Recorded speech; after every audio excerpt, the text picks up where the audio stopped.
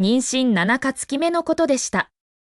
ふと耳にしたのは、夫と私が支援していた貧しい学生との会話。スティーブン、もし奥さんがお腹の子が実は私たちの受精卵だって知ったら、怒り狂って自殺しちゃうかもね。ロージーがクスクスと笑いました。そうなってくれた方がいい。そうすれば、彼女の全財産が俺のものだ。スティーブンは冷たく答えました。問題は、彼女が離婚を切り出して俺を追い出すことだ。だからこの秘密は守らなきゃ。うちの子が彼女の資産を相続したら、とどめを刺してやる。その夜、私は何も聞かなかったふりをしました。そして子供を出産し、心を込めて育て上げたのです。24年後、息子が留学から帰国した私は、会社の全株式と資産を彼の名義に譲渡しました。記者会見の場で、かつての貧しい学生ロージーが夫の腕を取り、出生証明書を握りしめて現れました。彼女はまっすぐに私に向かい、宣言したのです。キアンは私の身の息子です。あなたはこれまでずっと彼を私から奪い続けてきました。今こそ私に返すべき時です。息子もまた離婚協議書を私の顔に投げつけ、言葉は冷たく無情でした。早くパパと離婚してよ。そうすれば僕たち家族3人やっと一緒になれる。産んで育ててくれた情けで月々$200の仕送りはしてあげるよ。私はほのかに微笑み答えました。いいわよ。妻、今日会社で取締役会があるんじゃなかった？どうしてまだ書斎で仕事してるの？スティーブンが温かいミルクのカップを手に優しく私の前に置きました。声は相変わらず優しい。私はノートパソコンを閉じ、彼を見上げて微笑みました。キアンの先生が最近ちょっと咳をしてるっておっしゃって。最高の小児科専門医に明日見てもらう手配をしたの。感動した様子のスティーブンは私の髪を撫でながら言いました。キアンがちょっとでも具合悪そうにすると、君はいつも心配で仕方ないね。大きくなったらきっと親孝行して恩返ししてくれるよ。私はスティーブンを見て当然というように答えました。もちろんよ。だって私はキアンの母親だから。私が彼の面倒を見なければ誰が見るっていうの？私の言葉に心立たれ、スティーブンは温かい笑みを浮かべました。君はすごい。君と結婚して、君と子供を育てられたことが僕の人生最大の幸運だよ。私は彼の愛情に満ちた目を見つめ、何も言わずにほのかな微笑みを返しました。スティーブンと私が付き合って10年交際3年、結婚7年でした。この10年間、彼は私が病気や疲れている時はいつも気遣い、予想外のサプライズをし、情熱的な瞬間には私を強く抱きしめて、永遠に愛すると囁いてくれました。あの日、あの会話を耳にしなければ、ここまで私を愛しているという男が、このように私を裏切ることなど決して信じられなかったでしょう。ロージーおばさん、ついに来たんだね。キアンの嬉しそうな声が突然リビングから響きました。私はすぐに立ち上がり書斎へ向かうと、ロージーがドアから入ってくるのが見えました。彼女は軽々と私の息子を抱き上げ、いたずらっぽくその方にキスをしました。キアン坊や、私のこと寂しかった？そう言いながら、彼女の視線は私に向き、微笑みがこわばり、表情が一瞬、不自然になりました。彼女が何か言う前に、スティーブンが素早く前に出て説明しました。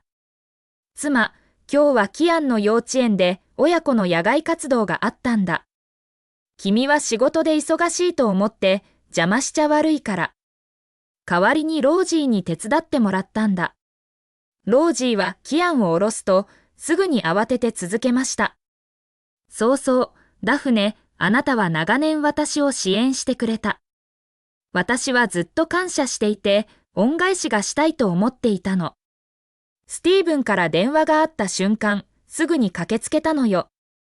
彼女の罪悪感をごまかそうと慌てる様子を見て、私は息子が生まれた日のことを思い出さずにはいられませんでした。ロージーは子供を見舞うという口実でスティーブンに付き添い、私が出産に耐えている間、病院にずっと張り付いていたのです。あの時、ロージーは信じられないほど興奮し、廊下を行ったり来たり歩き回り、手を揉んでハラハラしていました。私が男の子を産んだと知ると、彼女はすぐに駆け寄り、赤ちゃんを抱き、離そうとしませんでした。彼女の目は喜びにあふれ、興奮で真っ赤になっていたのです。看護師は笑いをこらえきれず、からかいました。この子のあなたは誰なの？お母さんより興奮してるみたいね。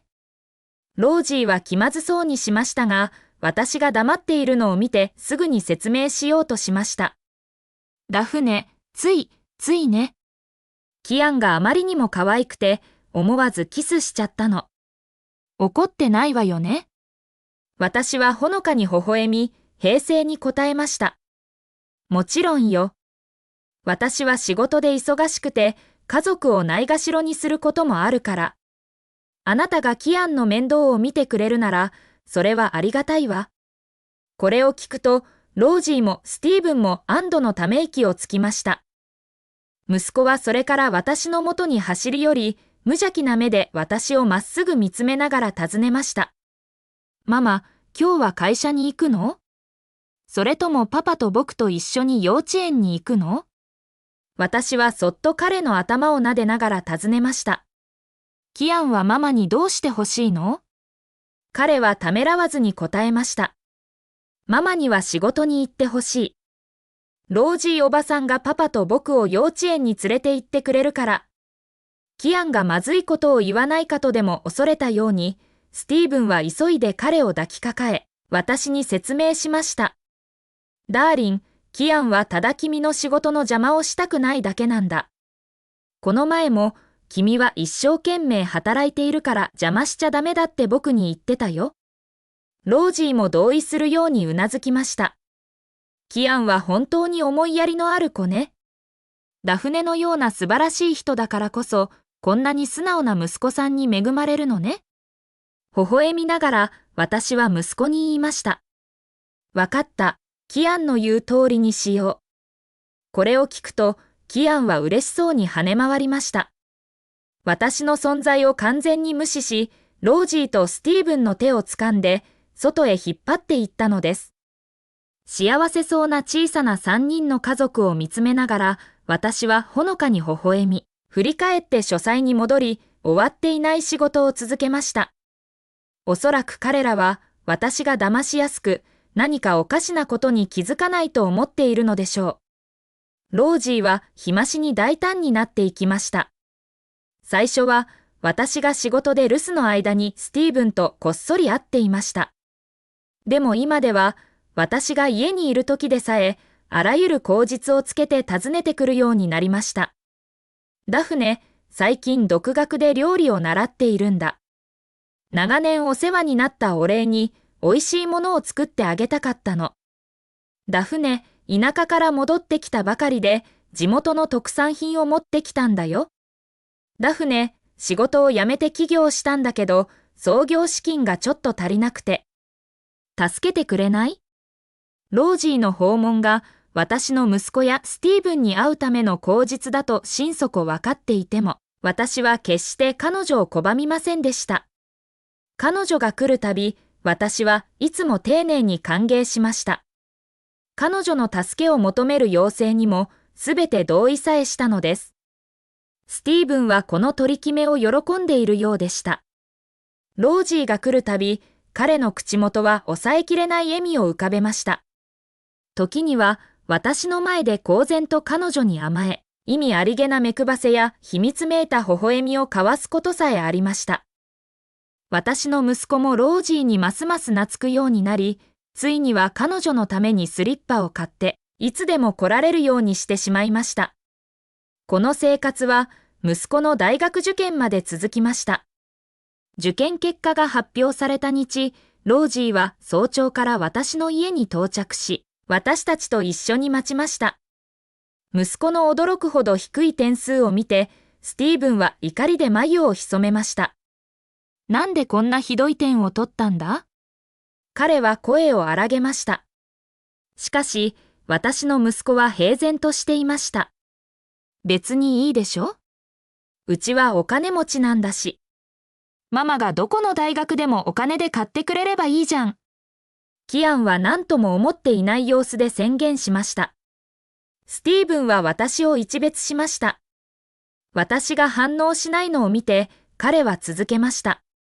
ママはお前のことを愛しているかもしれないけど、こんな風に甘やかしてばかりはいられない。彼女一人で会社を回すのは大変なんだ。お前もやる気を見せなきゃ。そうしないと、どうやって彼女を助けるんだ？いつか会社を引き継ぐとき、彼女を安心させられるのか？ロージーが真剣に続けました。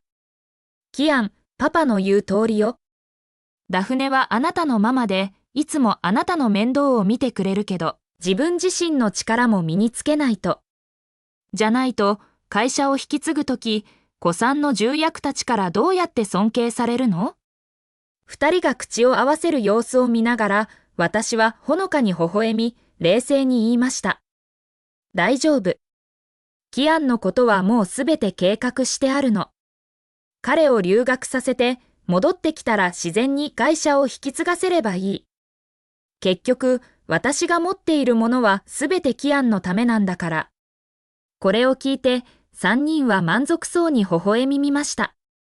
私も微笑みました。しかし、理由は違います。彼らは私を愚かだと思っている。私は彼らを笑えるほど愚かだと思っているのです。留学手続きの過程で、私は毎日息子を会社に連れて行き、業務のあらゆる側面を隠し立てなく教えました。